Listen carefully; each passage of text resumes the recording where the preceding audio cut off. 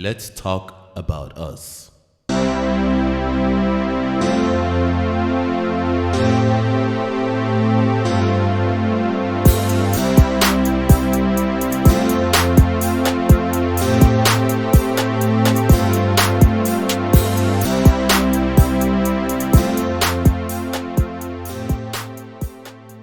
Hello, everyone, and welcome to another episode of Let's Talk About Us with Uche, a platform that I've created for myself in order to spread knowledge and empowerment. Today, I'm going to be talking about the current COVID-19 that the whole world right now is suffering from. First off, I do want to address the naming of the virus because it seems like there's a lot of misconceptions going on and misunderstanding as well. So, coronavirus is a group of viruses that's been around for a while. This is not the first pandemic that's happened from the coronavirus. Um, this particular group of or subgroup of the coronavirus is called SARS-CoV-2, which is severe acute respiratory syndrome coronavirus 2. And the disease that it causes is COVID-19. So sort of like HIV is the virus that causes AIDS. So AIDS and HIV are not the same thing. One is a virus and one is a disease that is caused by the virus. Sort of like the same way that COVID-19 is the disease that's being caused by the SARS-CoV-2. So it's called the novel virus because it's new. It's the newest addition to the family of the coronavirus. So yes, the actual virus itself is SARS-CoV-2, which is part of the coronavirus family. And the coronavirus has been around for a while. This is not the first outbreak of the coronavirus. And the disease that is causing right now is called COVID 19. Sorry, COVID 19. So that being said, I do want to shout out all the essential workers all around the world, the doctors, the nurses, the police officers, everyone in their own ways that have been contributing and helping fight this virus and contain this virus. I do know that this is very difficult. This is a very difficult time, and everyone is impacted. Every single one, both rich, poor, every country, every nationality, every ethnicity, every religion. I do want to shout out to everyone who is risking their lives to save others. Thank you very much. You're truly appreciated. And this also goes to all the people working in the fast food places, the people working in the shopping centers for food, groceries and stuff like that. Thank you all, every single one of you, securities, every single one of you, everyone that's contributing in maintaining peace as the world goes through this pandemic. Thank you. And I have also been seeing a lot of people, especially young people, who are not taking this pandemic serious. Yes, I think the CDC did report that about 80% of people who get this COVID-19 eventually recover. So a lot of people, especially a lot of young people, are not taking this serious. First of all, just because you're young and in quote unquote good health does not guarantee you surviving this virus. This is a brand new virus. This strain of virus is brand new that human body has not been exposed to. So there's no saying how you will react to it or will not react to it. So everything we're doing right now, everything everyone is saying right now is actually based on educated guess. So you may be an exception. That's one. Secondly, you may actually survive the virus, but someone in your family may not. An essential worker may not. And it's very important that we all collectively survive this in time so that the economy of the country and the world at large can get back to what it used to be. Because if you don't get sick from this, you will be impacted one way or the other when the economy of the countries collectively, globally start falling. Like your government checks, your free healthcare, free education, free whatever it is that you're used to getting from the government. You realize that even though you survived the virus, there's still an economic impact that no one is exempt from. So it's extremely important that every single person, take this seriously. Wash your hands, practice social distancing. If you're sick, stay at home. Please stay at home, self-isolate. Take your vitamins or immune boosters. I take immune boosters every day just to help my immune system, just in case. If you start feeling any type of symptoms, just go to your convenience store and take as much medications as possible and try to contain the virus if you can. If it gets out of hand, then you can go to the hospital. But if it's not that serious, just stay at home and let whatever medications or services are available be given to the people who actually need it, like people who are much older or have other pre-existing conditions. So please, it's extremely important that we all get together and try to beat this thing before it beats us. Again, you may think that you're young, you may think that you're healthy, and you may think that you're going to be part of that 80% that will survive this. Perhaps you will survive it, but it's important to understand that you're not the only one in this community as well. There are other people who are being impacted. So it's important that you don't spread this. You may not die from it. It's important that you don't spread it to other essential workers who your livelihood, all of our livelihoods depend on, because what happens when they start dying, when they start quitting, the economy is going to crash. And you will directly or indirectly feel it one way or the other. So please, let's take this serious. I have been watching a lot of news from all around the world, and what I'm seeing is not pretty at all. Even countries like the U.S. I mean, the U.S. is a first world country, a very powerful country, and we're still struggling right now. I'm seeing things in places like New York, California. It's a madhouse. And when you're seeing big countries like the U.S., France, Spain, Italy, the UK, scratching their heads, it's almost unimaginable what the developing countries are going through right now. As I've mentioned before, I'm Nigerian and I've been watching a lot of Nigerian news, and it's so sad seeing some of the things going on in Nigeria right now. I'm actually quite scared for the people who live in Nigeria right now, because I feel like the biggest problem in Nigeria is not even the virus itself. I feel like poverty is going to be the biggest problem that's going to be associated with this pandemic. Because if you don't know about Nigeria, a lot of people depend on leaving their homes every day in order for them to make a livelihood for that day. If you don't leave your home and hustle that day, you don't make food for you and your family. So right now, the government in Nigeria, and it's not just Nigeria, but a lot of governments are forcing their citizens to be shut down and stay home, which is not very practical, because you're making these people stay at home. You're not providing them with any food, no money, no nothing. So the people are just starving, and they're just angry. There's a lot of chaos, and I'm seeing a lot of news. Actually, this morning I was seeing a lot of people getting robbed, and that's just becoming worse and worse. And the sad thing is that this virus is not going to go away anytime soon. Um, as it's looking, it looks like this is going to be going on for the next 2, 3, or 4 months, and hopefully it doesn't last into the fall. So it's really unfortunate all these things that are going on. This is 2020. This is just the fourth month in 2020, and all this crazy things are going on. In my opinion, I think this is just a reminder of how messed up this world is, how far we've strayed from God. I'm not trying to sound like a Jesus freak, but I do believe in God. I do. I'm a very spiritual person, and I do think that there's a lot of evil and hurt in the world. And I feel like these little things are just a reminder of how far we've strayed from God, and how far we've strayed from spirituality, and how far we've replaced God with everything materialistic and everything just so frivolous. But it's very important that we all collectively, as the word community, stay strong and survive this, because this too shall pass. Let's just not leave a lot of damages while it does pass. In this episode, I do want to share a couple of things that I have learned as a result of this pandemic. I'm really a nobody. I don't have any type of social influence, political influence. I don't have money like that, so it's not like I'm in a position to do much and make a lot of impact in people's lives. So this platform is one of my only ways to give back to the world. So whatever knowledge that I can get, maybe from my friends or research, and I can just pass it along. So I feel like this is my way of giving back to the community in a time where we all need to stick together. One of the things that I have learned from this pandemic is, do not get too comfortable with the way things are. You know, your life may seem perfect today, but it may not be perfect tomorrow. One little thing can change everything. It's really crazy to think that a few months ago, life was going perfectly. People were getting on the plane, traveling. People were going to the movies, going to the restaurants, going on dates.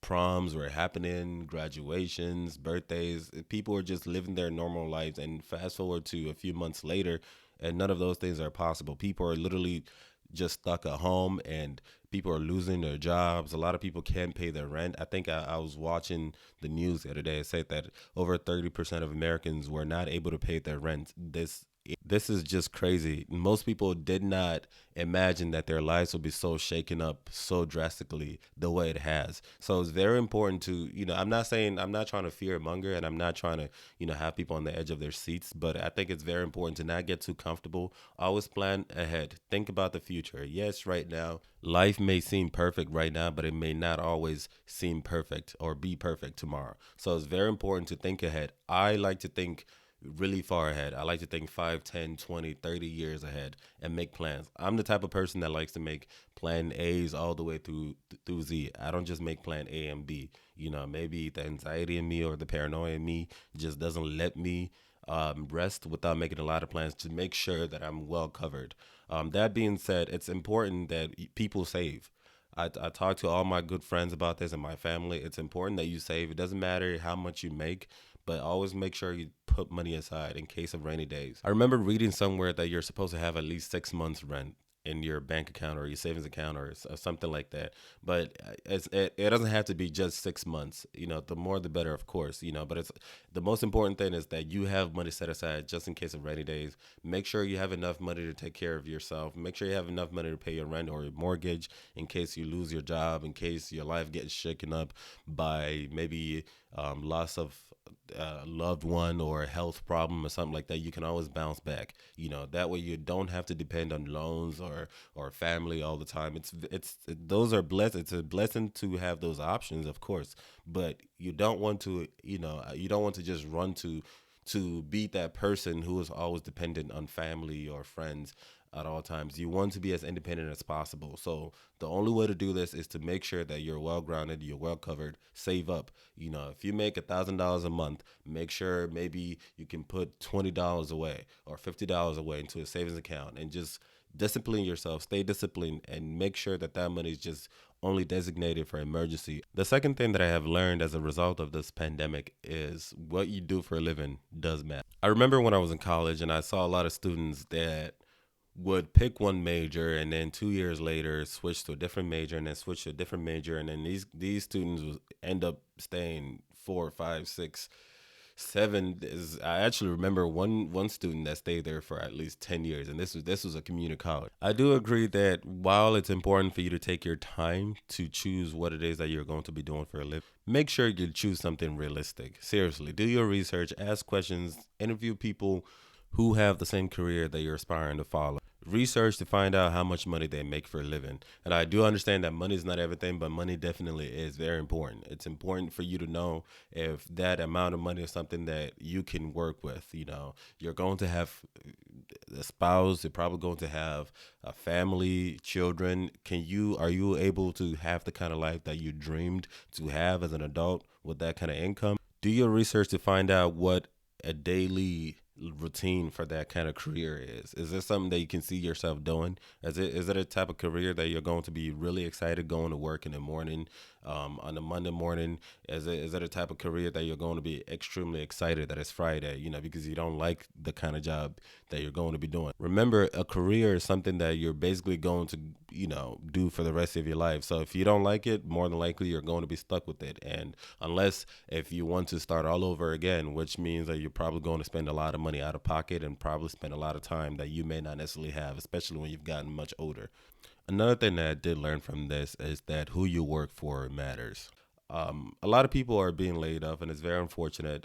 My heart cries out to everyone who's lost their jobs. But at the same time, too, there are a lot of people who have been opportune to still be employed and be able to work from home and be able to get paid.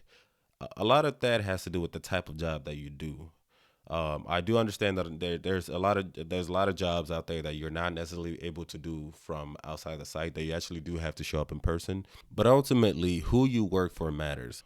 While a lot of people are constantly losing their jobs left and right, there are some companies, some big companies, who can actually afford to give their employees alternate working options. Like maybe you can work from home, or maybe you can be temporarily laid off. You're not fired. You're just at home, maybe collecting leave pay or not getting paid for the time being, and then have to eventually go back to work. But there are certain companies that will be able to afford that. So ultimately, who you work for does matter. Another thing I do want to talk about is loneliness. Now, I talk about loneliness a lot with my peers. And when I talk about loneliness, I like to talk about loneliness as a type of disease that's everyone can be a victim of, but I feel like this is way more common in the Western world, places like America. And the reason why I'm talking about this right now is because in a very individualized society like the US, we're taught to mind our business, stay in our lanes, stranger danger type of behavior, as opposed to a lot of places in, say, like Africa, Asia, and even some parts of Latin America where people have a community, a sense of community, like a family, extended family sense of community, where everyone is all up in everybody else's business. And this may not necessarily work for everyone. I understand that, different personalities and stuff. But here in America, a lot of people don't necessarily have that sense of connection. There's no sense of brotherhood, sisterhood, sense of belonging. A lot of people end up being very lonely. And even sometimes it looks like there's that connection, but it's also very superficial. It's on the surface. These are people that you have fun with, you drink with, you smoke with, you travel with. But when it all gets down to it, they're not necessarily people you can connect with on a deeper level. When things are very personal, when you need a shoulder to cry on, when you need to talk to somebody, when you need to rant, when you need to vent, that type of brotherhood, that type of sisterhood, that type of family, that unity, a lot of people are missing that, maybe out of fear of being judged or looked at a certain type of way, and people end up not having the most genuine relationships. I've seen that happen so many times. Matter of fact, I remember a few months ago, actually, I went to a brunch. Someone invited me to a brunch, and during this brunch, he was introducing me to another friend of his. He did say that as one of his best friends, is known for like he's known this guy for about 7 years now. And one thing led to another, and they started fighting. And then he punched the guy in the face, and I was like, "Yo, what kind of friendship is this?" I don't know about you, but I don't want to be in that kind of relationship where a person who I consider as my friend is not able to resolve conflict in a mature way and embarrassing both of us in public, especially in front of people that you've never met before. That is so sad. So what I'm saying is a lot of people end up forcing themselves into relationships that they don't belong in. These relationships are coined out of convenience, just so you can say that you have somebody, but there's no real deep connection in that relationship. I was also reading an article a few days ago that was saying that domestic abuse has gone super high in America since this whole pandemic has started happening. And the reason why is because a lot of people are not in happy relationships. They're not in happy marriages. You're forced to live with somebody that you're not in love with. And before this pandemic, it's a situation where both partners can't wait to leave the house because they can't stand each other, and then when they get home, they go straight to bed or something like that. But there's always some type of activity, everyday activity that separates them. But now, because of this lockdown, a lot of people are forced to be at home and forced to be in each other's presence. There's a lot of enmity. There's a lot of foul energy in the room, and it's only a matter of time when it blows up. Me personally, I live alone, and that's a choice that I've made myself. I've worked on my loneliness. I'm never bored. Matter of fact, I remember somebody was asking me if I'm ever bored. I'm like, no, I always have so many things to do. I talk about these kind of issues. I do a lot of research. I record my podcast. I listen to podcasts. I listen to audiobooks. I love YouTube videos. I'm watching movies. I'm catching up on sleep. I'm working from home. There's always so many things to do. And the reason why I'm able to overcome this loneliness because I had to work on that loneliness. Growing up in my teenage years, I found myself forcing myself into relationships that didn't really fit right for me. So instead of me forcing myself into those relationships, I made peace with my loneliness. I worked on being alone and knowing what it feels like to be alone and making the best out of it, working on myself as a person. So now I am more than comfortable being alone, that I don't need to fill my life with a bunch of people that I don't really care for or don't care for me. I feel like that's something that a lot of people need to work on. It's very important that you make friends with your loneliness. When you become comfortable being alone, then you're more likely to be in a happy relationship with people. And then that brings me to another topic. Who you have in your circle does matter. me as a person, I'm not the type of person that has a lot of friends. I have very few people I call friends, maybe like four or five people that I actually consider close friends. And before I call someone my friend, there's got to be a few things that I admire about that person. It's got to be somebody who's adding something to my life. It can't just be somebody that, every time I'm with them, it's always a good time, just like drinking or just having fun only. No, it has to be somebody who's contributing to my life, giving me knowledge and inspirations, motivations, putting me on, and vice versa. I don't like to be acquainted with people that I feel like I have to walk an eggshell around. And I'm pretty confident. I'm a very confident person. I'm comfortable with myself. That's why I've been able to develop the mindset that I have. So when I go seeking, it's not like I look for friends, but like when friendship does happen, it happens so organically because I'm not desperate to call anyone my friend, and the people I'm looking for as friends are not desperate to be seen as somebody's friend. And also family, I've learned over the years that just because somebody is your blood doesn't necessarily mean that they're family. And there are also people who are not blood that I have adopted as family. So basically, if there's negativity, there's negative energy, let them go. If there's positive energy, adopt them. So I've met that positivity, that positive mindset, that positive attitude, my watchword. So it's very important for me. It's been very important for me over the years to look out for positive energy, positive vibes. So I've adopted a lot of people in my life who contribute to me as a person, as I have also contributed to them as well, because it's a two-way street. And in the end, these are not too many people. It could be a total of four or five or six or something like that. You don't have to have. I don't think that anyone realistically has hundreds and thousands of friends. Those hundreds and thousands of people on Instagram and Facebook, those are just social media cheerleaders, basically. Those are not the people that you have an intimate relationship with at the end of the day. So it's important that you watch who your circle is. I like to think that the smaller the circle, the better. Quality is always better than quantity. Like I said, very few people in your circle, people who you can be yourself with, and they can be themselves with, people who can motivate you, people who want the best for you, and vice versa. So who you have in your circle definitely does matter. And another thing too is while you have these people in your circle, it's extremely important that you check up on them in times like this. And while you're checking up on them, offer help if you can. Like you may actually be the person who is still employed and being paid, but your friend or family member has lost their job, is not able to eat or something like that. You may not necessarily be able to pay their rent, but you can definitely help them out with groceries, or share a place for them to live if that's something that you could do. Something within your power that you could do, because this is a time that you're able to redeem yourself as a family or a friend, a person, a well wisher, a person who genuinely cares, and vice versa. If you're the type of person that you're struggling, but someone in your circle that has what it takes to help you out, don't be afraid to ask them. And that's another thing. That's a test to know if that's somebody that needs to be in your life. If you feel like you can't go to them in times of problems, in time of if you have issues, then that's probably not the person for you. So it's probably time for you to move on from that person. A real friendship, a real relationship, a real well wisher should be somebody that you shouldn't feel any type of awkwardness going to them for help, and vice versa. And if you ask them for help and it's something that they're not able to do because they truly cannot do it, then that's okay. And vice versa, if they ask you for help and it's something that's beyond you, then that's okay. But the most important thing is that you have somebody, and you have them and they have you. But do not figure your life with a bunch of useless people that are not adding to your life. They're probably just taken. Those are people just sitting there collecting dust. Really, they gotta go. Another thing that I do want to say is, for people who are sitting at home and complaining about boredom, I think this is a perfect opportunity for you to do something new. You can learn or pick up a new hobby or something, a new skill.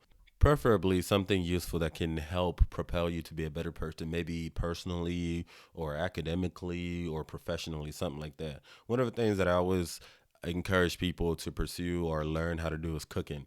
I think cooking is it's a universal survival skill that everyone needs to have, in my opinion, especially for men. The reason why I say especially for men is because culturally, a lot of men are expected not to know how to cook. You know, I remember growing up, I remember my mom would say things like, a man does not belong in the kitchen. I've heard a lot of African parents say things like that. But the truth is, if you like to eat, you may want to learn how to make the food. Just like if you like to spend money, you may want to learn how to make money. You know, in a time like this, I'm not wasting my money going to restaurants and buying fast food and stuff like that. I'm going to grocery stores and buying my own food and stocking up my refrigerator and freezer, and I'm not hungry at all. Matter of fact, I'm eating so well, it's crazy. I don't think I've eaten this well in a really long time. Why? Because I learned how to cook at a very young age. As young as 8 years old, I started cooking, and my food is always so good. Every time people eat my food, they can't believe that I made it. But that's a skill that I had to teach myself, a survival skill that is definitely working out right now. And if I had the opportunity to be in a place where there's not a lot of cooks, especially men who cook, I would be the person who would cook, and I can even start my own business. It could be like a little side hustle while maybe like in college or having a different job or something like there's something to do on the weekend, to save money, to make money and save money. So cooking is definitely a skill that I think that people can learn, and I feel like learning these new skills are easiest now more than ever because of the internet and the computer being available. So if you have a computer, if you have internet, you might as well just start learning something new. You can learn a new language. You can learn Spanish, French, Arabic, Chinese, whatever it is, that can look good in your resume, or maybe because you want to be able to communicate better when you travel. As a traveler myself, I've been picking up a lot of little languages everywhere I try. I try to pick up little Hindi, little French, little Swahili, little things like that, little words here and there. I'm not fluent in any of these languages, but it's always very interesting when I meet somebody from those countries and they hear me speak one or two words or make a sentence from their language. It usually ends up being an icebreaker. So for people who are into languages or like different cultures, this could be a perfect opportunity to, invest in a language software and start practicing a new language. You don't know how long this um, lockdown is going to last, if it's 2 months or 3 months or 4 months. Those are months, that time that you can learn a new skill that could benefit you in the long run. Another thing too is exercising. Right now in Texas, all the gyms in Texas have been shut down, as directed by the governor of Texas. So you can start doing alternative exercise. I've been doing a lot of alternative exercise for a long time. And for people who don't know what alternative exercise is, for people who are not able to do the normal exercises in the gym that most people do, you come up with alternative exercises, maybe because of injuries. So if you do not want to aggravate your already pre-existing conditions, you come up with the exercises that can possibly get the same result, but without causing you much stress. And the reason why I say that is because being in healthcare and living in America, I know that a lot of Americans have a lot of pre-existing conditions. So alternative exercises can be very useful. Again, if you don't know what alternative exercises that you need, you can also always consult the internet. Everything is available on the internet. Basically, if you have a computer, or if you have a computer or a cell phone and you have internet access, the amount of knowledge that you can consume on the internet is just endless. Another thing is reading. I've not really been a huge reader when it comes to books. I read a lot. I read a lot of articles and newspapers and stuff like that. I consume knowledge as much as possible. But for the past 1 year or so, I've been reading books. So that's something that I've been forcing myself to get into, a habit that I've been forcing myself to get into. I'm more of a visual person, so I watch a lot of um, I'm more visual and also more of hearing. So I watch a lot of YouTube educational videos and also a lot of TED Talks. So because I like to hear things, as opposed to reading them. So a lot of the books that I read are actually audiobooks. So that's something that you could pick up, because there's a lot of knowledge. Just like there's a lot of movies and different genres of movies that you can enjoy. There's lots of genres of books that you can read and enjoy. So you just got to look for it and maybe force yourself and to give it a try. You never know. And if it's not your thing, that's okay. You do more research to find out things that you naturally gravitate towards and pursue them. This is a perfect opportunity for that. Also, you can learn about online learning. I believe that everything right now is gradually going digital. A lot of schools have become online. A lot of work have become online. This could be your perfect opportunity for you to acquire online education. Learn about online research. Do research about online. You can learn about starting a business online. You can learn about how to start learning online.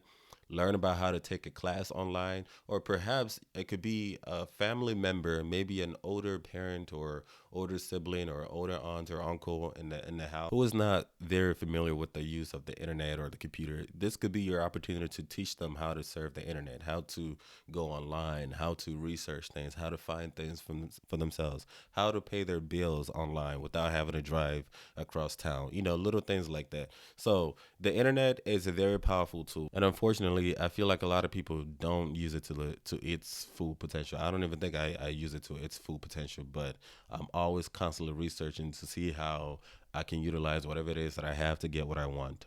Another thing too people can do during this time is everything that you've procrastinated on, everything that you've put aside and you've been saying, telling yourself that I'll get to it when I get to it, I'll get to it next week, and then next week turns to next month, and then next month turns to 10 years. This could be your perfect opportunity to get to work. Little things like houseworks, yard work, things, fixing your car or fixing that broken fence or working in your garage, little things like that you've been putting aside. Maybe this is the perfect time for you to do it, instead of just sitting at home, cooped up at home. Another thing is you can research on your future. I do this a lot.